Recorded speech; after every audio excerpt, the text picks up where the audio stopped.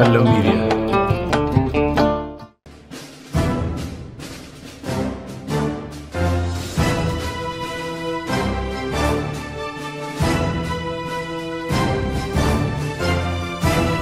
Olola siyaasaa biyya kana keessatti hudhaa olaanaa ta'ee jiru. Ololli siyaasaa waan qabatamaa hin taane akka waan dhugaa ta'etti dhiyeessuudha. Qaama rukutuu barbaadan maqaa balleessuun haamilee isaa cabsuu deeggarsa addunyaa akka dhabu taasisuudha. Hariiroo dippiloomaasii qaamni lolaa jiran qabu addaan kutuu fi dhimmi kan itti bahamudha. Ololli siyaasaa Itoophiyaa keessatti haalaan hojiirra oolfamaa ture ittis jira. Inuma hawaasa Oromoo irratti ololli siyaasaa dhiibbaa olaanaa fi gaaga'ama guddaa fideera. Kana lagaan isaa haalomfatu alatti akka ummatichi ofiisaa jibbutti kan irratti dalagame ololli siyaasaa iddisaa baay'ee dheeraa ta'e biyya kana keessatti dhiibbaa gurguddaa fideera. Dubbiin Burtukaan Tamasgeen tibbana EBS irraan tamsaafame olola siyaasaa fafarfame ta'uu hubatama. Bu'aan kanarraa argamu hawaasa Oromoo qopheessuu addunyaan qabsoo bilisummaa akka shakku taasisuu ture.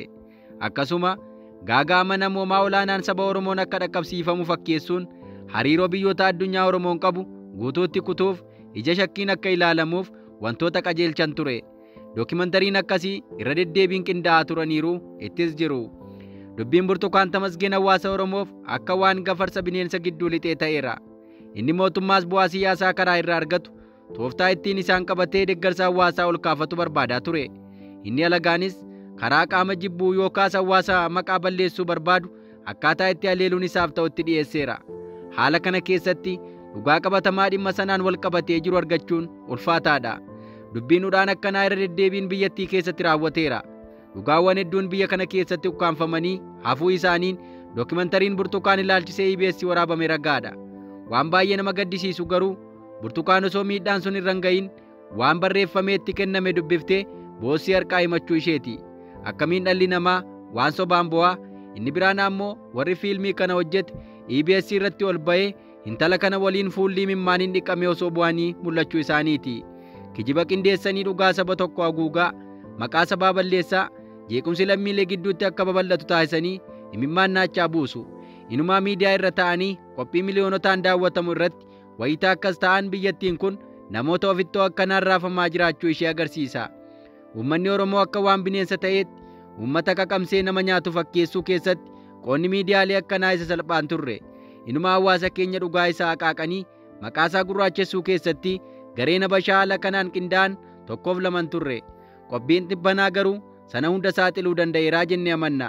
Intalli guyyoota duraa haala dararaan irra ga'e ibsataa turte seenaan dubbadhe sun hundi soba jettee guyyaan oolee osoo hin bulin foddaa miidiyaa mootummaan as baatee dubbatteetti. Kun abbaa hubatuuf waan hedduu galcha jennee yaanna.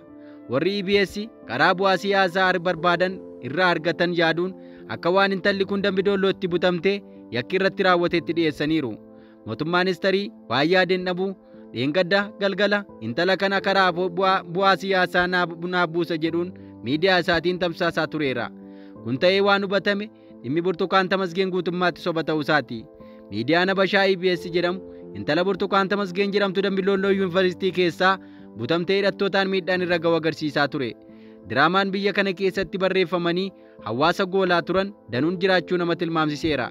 Namni torbee dura EBS irratti baatee yakki sarbama mirgaa irra ga'u himataa turte, kamiidhaa saalaan haamilee cabuu dubbachuun imimmaan buuftee bo'aa turte, galgala kaleessaa foddaa EBS Itoophiyaa Broadcasting Corporate irratti dhiyaachuun faallaa yaada ishee sanaa ibsatteetti. Dhimmi Burtukaan kanan gamu yakki Wallagga keessatti Dambidoollootti namarraa akka ga'u agarsiisu miidiyaa EBS'n tamsaafamaa ture guutummaatti soba ta'uu halkanneen gaddaa miidiyaa mootummaan balballoomaa tureera. Burtukaan intalli jedhamtu ofumaa dhiyaachuun diraamaa barreeffameetti kenname ta'uu himti. Waan guddaa nama gaddisiisu ammoo mucaa ishee abbaa warraa itti heerumtee waliin godhatan bosonatti gudeedamtee akka deessetti ibsite.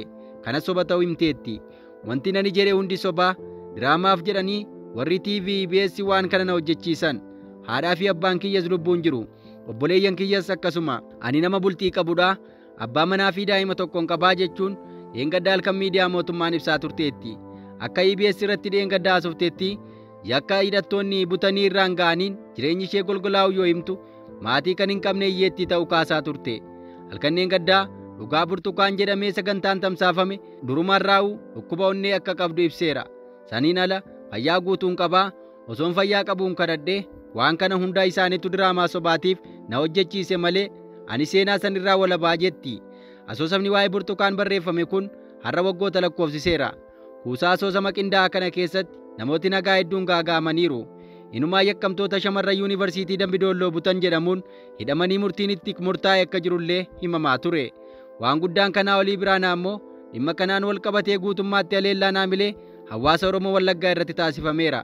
Hawaasni Oromoo Wallaggaa saboota biroof kabajaa akka hin qabne fakkeessuun uummata waan namarratti hojjetu fakkeeffamee dhiyaateera. Balaan burtukaan Tamasgeen duubaan dhufe namoota dhuunfaa qofa osoo hin taane sabaaf biyya gaaga'eera. Ammas taanaan miidiyaaleen mootummaa dhugaa dhimma kana duuba jiru baasuuf waan kana hojjetan jedhamee waan guutuu itti nama amansiisuun qabu. Hojii miidiyaalee mootummaa kanuma duraanuu beeknu waan ta'eef siyaasa isaanii rogeessuu akka qabuufitti dhiyeessuun ala dhugaa dhimma kana duuba jiru baasuu jedhamanii hin abdatamanii. Yoo miidiyaa mootummaa abdanna jenne mammaaksa nama loon kee ate waliin barbaadda taanaan faana loon kee badaa jedhamu san faallessinaa jechuudha.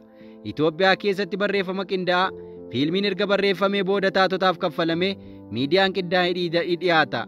Kun qabsoo bilisummaa Oromoo keessatti olola maqaballeessiif mootummaa fi humnoonni Amaaraa itti gargaaramaa akka turan yoo ta'u, ammallee haalli kun itti fufee jiraachuu isaa agarsiisa. Diraamaan dhimma burtukaan kun ammoo waa meeqa haala kanaan akka babbadaa ture nama tilmaamsiisa. Dhimmi burtukaan kun erga torban darbe kaafame as mataa miidiyaa ta'u itti fufeera. Inumaa erga dheengaddaa miidiyaaleen mootummaa dhugaa burtukaan qophii jedhuun intaluma kana bifa ishee jijjiiranii fidanii as namuu yaada isaa kennachuu itti fufeera. Qondaalli Abaa'oo Lammii Beenyaa dhimma kana ilaalchisuun fuula miidiyaa hawaasaa isaa Feesbuuka gubbaan yaada isaa ibsatee jira. Bara 2019 dubbii barattoonni yuunivarsiitii Dambidolloo hidhattootaan butaman jedhu soba ta'uu lallabaa turree jedha Lammii Beenyaa. Dubbiin sun diraamaa qindaa'aa qaamota hedduu qooda fudhachiisee qaamota hedduu dantaa irraa argachuuf harkise. Namoota hedduu burjaajesse. Saba keenya maqaa xureesse. Jiraattota naannoo sanaa mataa gadi qabachiise. Ka jedhu Lammiin yeroo sanatti qorannoo bal'aan akka gaggeeffamu gaafataa turree jedha. Garuu hunduu diraamaa sana keessaa bu'aa gaaduu malee dhugaan sun akka ba'uuf hin carraaqne jedha. Dhugaan yeroon ba'uu dadhabuun gaaga'ama guddaa qaqqabsiisuu isaas ibsa. Diraamaa burtukaan Tamasgeen dhuftee itti diramtes itti fufaa waan sanaa ta'uu fi yuunivarsiitiin Dambidolloo gara seeraatti deemuu akka qabu kanaaf gaafannee jedha Lammiin. Ammas taanaan gaaffii hedduu qabnaa ka jedhu Lammii Beenyaa dubbiin EBS irratti haqaaqame EBC irratti qajeeleera jennee afaan guunnee dubbachuuf waan baay'eetu nu hafaa jedha. Garuu dhugaan tokko manyeen isaa mul'ateera ka jedhu Lammiin barattoonni yuunivarsiitii Dambidolloo butamuun soba akka ta'e cimsee hubachiiseera. Kana booda yuunivarsiitiin Dambidolloo ragaa argame walitti qabatee qaamota maqaa isaa xureessan seeraan gaafachuuf mirga qabaa jedha. Hawaasni keenya gaafatama haamilee jalaa ba'eera ka jedhu Lammiin cileen isatti dibamaa ture akka irraa qulqullaa'ee jirus ibsa. Dhugaan warra daba sana keessatti haqaaqame hundaa guyyaa eeggatee ba'aa amantaa jedhuun qabaa jechuudhaan miidiyaa dhuunfaa isaa Feesbuuk irratti Lammii Beenyaan halkanneen gaddaa katabeera. Kitaabota afaan Oromoo hedduu barreessuu fi gulaaluun akkasuma maxxansa barruulee Oromoo hedduu keessaa harka kan qabu hayyuun Oromoo Hinseenee Makuriyaas dhimma kana ilaalchisuun Feesbuuka isaa gubbaatti yaada isaa kenneera. Dhimmi kun ammallee gaaffii deebii barbaadan hedduu akka qabu kan kaasu namni kun waa'ee dookimantarii burtukaan jechuun yaada isaa eegaleera. Dookimantarii faanaa irratti galgala dheengaddaa dhiyaate dookimantarii bilchina hin qabnedha jechuun Hinseeneen ibsa. Dookimantarichi caalaatti dhimma abbaa manaa ishee fi burtukaan irratti xiyyeeffatee jedha. Mucayyoon namoota 6tu na gudeedan kanan jedhe soba jettee dhugaa ba'uun ishee gaariidha. Kana dhaga'uu keenya waan tokko ka jedhu namni kun waan hedduun ammallee deebii akka barbaadanidha. Dhimma kanaan wal qabatee gaaffiiwwan deebiin isaanii nama rakkisan jechuun akka Hinseeneen ibsetti jarri dookimantaricha hojjetan mataan isaanii maaliif fiilmicha hojjechuu akka barbaadan miidiyaan mootummaa kana irratti dhiyaatanii yaanni isaanii ibsamuu qaba ture jedha. Yaanni namoota dookumentaricha qopheessee ifa ba'uu akka qabus kan gaafatu namni kun ammas taanaan miidiyaaleen mootummaa dhugaa haguugaa jiran akka qaban shakka. Akka namni kun jedhetti dhimmi kun kijiba ta'uu miidiyaan mootummaa erga amanee booda namoota fiilmii kana waraabanii saba hadheessuuf gargaaraman dabalatee qooda fudhattoota hundaaf afgaaffiin dhiyaachuu qaba ture jedha. Kanaaf ammas taanaan dhimmi nama kanaa duuba jiru guutummaatti dhugaan ifa ta'uu akka qabus ragaan qindaa'an akka dhiyaachuu qabus namni kun gaafata. Hoogganaa EBS mataansaa dookimantarii miidiyaan mootummaa tamsaase keessaa galuun isaa akka ture Hinseeneen gaafata. Namoonni wayita EBS irratti burtukaan dararamaan ture jettee dubbattu bu'aa turan kanneen dubbii kana ho'isaa turan sunillee waan kana maaf akka qindeessan gaafatamuun irra ture ka jedhu Hinseenee Makuriyaa ammas taanaan dookimantarii mootummaan dhiyaate hanqina akka qabutti ibseera. Deef Abdii Waaqnamni jedhamu seenessi sobaa barattoonni yuunivarsiitii butaman jedhu haroo Xaanaa keessatti dhidhimeeraa jedha. Akka namni kun jedhutti dhimma kana ilaalchisee miidiyaan mootummaa dhugaa tokko saaxiluu isaa himuun ta'us kun waan mootummaa deeggaruutti nu geessu mitii jedha. Ammas dhimmi mootummaan PP mataa amtii isaa nuuf qulqulleessuu qabu akkuma jirutti ta'ee sobaadii sadarkaa kanatti farra nagaa biyyichaa kan ta'e seenessa hamaa fi fokkisaa kana kan qindeessan dhaabbaticha dabalatee yakka seeraa olaanaan gaafatamuu qabu jedha Deef Abdiwaaq. Seenessi barattoota 17 butaman jedhus soba ta'uusaa carraa kanaan haroo Xaanaa keessatti dhidhimeeraa jedha. Seenessa sobaa hawwisa miidiyaa garmalee argatee fi maqaxureessii hamaa Oromoo irratti raawwatame ta'uusaa asumaan beekamuu qabas jedha. Namni kun miidhamuu fi boo'icha namaa hatanii ittiin siyaasa hojjechuun raawwachuuf deemaa Ekiraa Amaanu'eel Qaamnii daldale asumaan saaxila ba'eeras jedha.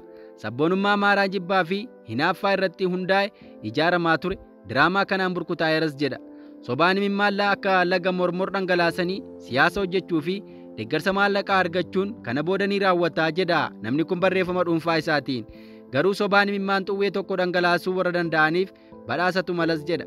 Badhaasa daddacha seeraa fi murtee haqaa yakka kanaaf malutu barbaachisaa jedha. Mootummaan garuu ammas ajandaa kana qulqulleessu jechuun shakkii akka qabu Deef Abdiwaaq hima. Dhimma Burtukaan Tamasgeen jedhu kana ilaalchisee Jawaar Mohaammed quba isaa caasaa mootummaatti qabu irraa duuban jenne. Asoosama qindaa'asan duuba humni guddaan akka jiru barreeffamoonni Jawaar akeeku.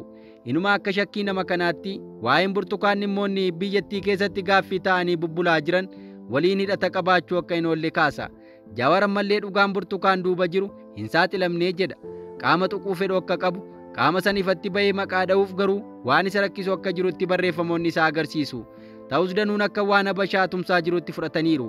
Jawaar dhimma sana duuba waan jiru hamaa ta'uu akeeka. Sooromtoonni bilchiginnaa maaf akkanatti raafamtu? Burtukaanii fi EBS miidiyaalee walabaa fi dhaabbilee mirga namoomaaf bilisaan yaada isaanii haa kennanii jedha Jawaar.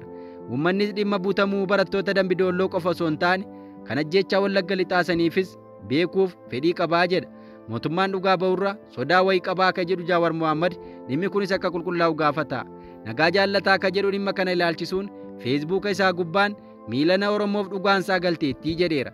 Miidiyaan EBS fi shirtoonni akka waan Oromoon nama nyaatuutti diraamaa sobaan maqaa balleessuuf yaaliin godhan fashalaa'eeraa jedha. Dubbii intalli Burtee jedhamtu ukkaanfame, gudeedamee waraaname maal jettee sobaa ta'uun isaa ifatti mirkanaa'eeraa jedha.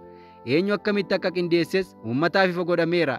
Hedduu namatti tolaa jedha barreeffama isaatiin nagaan. Dhugaan Oromoo sichi takaalee nama qaba ka jedhu barreeffamni isaa imimmaan haadha Oromoo waaqaa fi lafatti iyyee isin saaxilaa jedha. Diinonni jiraachuu uummatichaa jibbanii qeesaa goolan hin milkaa'anii.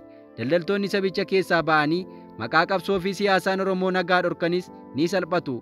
Warri maqaa hayyuu Dooktora Xiinxalaa Qabsaa moggaafatanii baruma baraan rakkoo Oromoo haasa'uu jiraachuun fedhiinis ni kassaruu jedha. Namni kun shirtuu fi xaxxuun bu'aa siyaasaa ofii kaalkuleet godhachuu malee maqaa dhugaa fi nagaa Oromoof dhimma hin qabne baguma qaanofte ka jedhu nagaa jaallataa dhimma isaa kanaan wal qabsiisee barreeffama barreesseen yaada isaa ibsateera. Haalota adeemaa turan kana sirnaan jala bu'ee hordofaa akka ture Waloolataa Qana'ii dhimma Burtukaan Tamasgeen ilaalchisuun kan barreesseen dubartummaa kee kabajaa dhorkattee jedheeraani. Imimmaan akkasii kana diraamaaf cobsuun ni danda'amaa. Sobaan fayyadamuuf kabaja hin malle argachuuf kabaja namaa saba biraa gadi buusuuf akkasitti ni bu'amaa edaa safuudhaa jechuun miira ajaa'ibsiifannaatiin Waloolataa Qana'ii barreesseera. Dubartummaa kee kabajaa dhorkite, qaama saalaa kee kabajaa dhorkite, harmee kee fi hawaasa si guddise kabajaa dhorkite jechuunis ibse. Hunda caalaa garuu dhugaa dubartoota kumaatamatti bishaan naqxe. Dubartoota qabatamaatti rakkoo ati jette faa kanaan gidirfamaa jiranitti qooste jechuun balaa duubaan aggaamamuu maluuf Waloolataa Qana'ii yaaddoo qabu ibseera. Intalli Burtukaan jedhamtu dararaan irra ga'uu fi Yuunivarsiitii Dambidoolloo keessaa butamuu kan ibsite soba ta'uu dhaabbati maqaan isaa farrajame yuunivarsiitichis torban darbe keessa ibsaa tureera. Shamarreen Dambidoolloo yuunivarsiitii keessaa warra butaman ta'uu himte miidiyaan ammeenya irratti raawwatame himuu ishee Habashaan yeroo darbe wal harkaa fuudhuun gabaasaa turaniiru. Inumaa miidhaa akka sabaatti uummata Amaaraa irra ga'e fakkeessuun ibsaa turaniiru. Uumama isaanii irraa humnoonni Amaaraa asoosama sobaa qindeessuun qabsoo saboonni mirga ofii kabachiifachuuf taasisan busheessuurraa duuba kan hin jenne amma saala kana jabeessuu isaanii agarsiisa. Waan qabatama hin qabne akka waan raawwatee fakkeessuun dhiyeessuu dubbii dhugaa hin taane akka fakkeessanii agarsiisuun kun waan jalqabaa miti. Inumaa hawaasa Oromoo maqaa gurraachessuu keessatti miidiyaaleen humnoota Amaaraa ga'ee olaanaa baataniiru. Shamarree Burtukaan jedhamuu himte barattoota warra yuunivarsiitii Dambidollootti butaman keessaa tokkodha jetti. Hidhattoota ishee butan wajjin bosona keessa waggaa tokkoof ji'a ja'aaf dararaa argaa akka turteetti TV EBS irratti boosee dubbataa turte. Akka isheen dubbatutti dhugaa yoo ta'e dararaan ishee irra ga'e hangam sodaachisaa fi rifaasisaa akka turetti TV EBS tamsaasaa tureera. Faallaa turtii ishee EBS waliin taasifteen eengadda halkan waan sun hundi soba ta'u EBS waliin turtii qabaatteen himteetti. Ergasii as fayyadamtoonni miidiyaa hawaasaa danuun walharkaa fuudhuun dhimma kana deddeemsisuu irraa duuban jenne. Diraamaa qindaa'an kun hawaasa biyyatti ajaa'ibeera. Egaa dhaggeeffattoota Keelloo Miidiyaa qophii nuti har'aaf qabannee dhiyaanne kanan gammaa dhaggeeffattan ture qophii keenyaaf waliin turtii gaarii.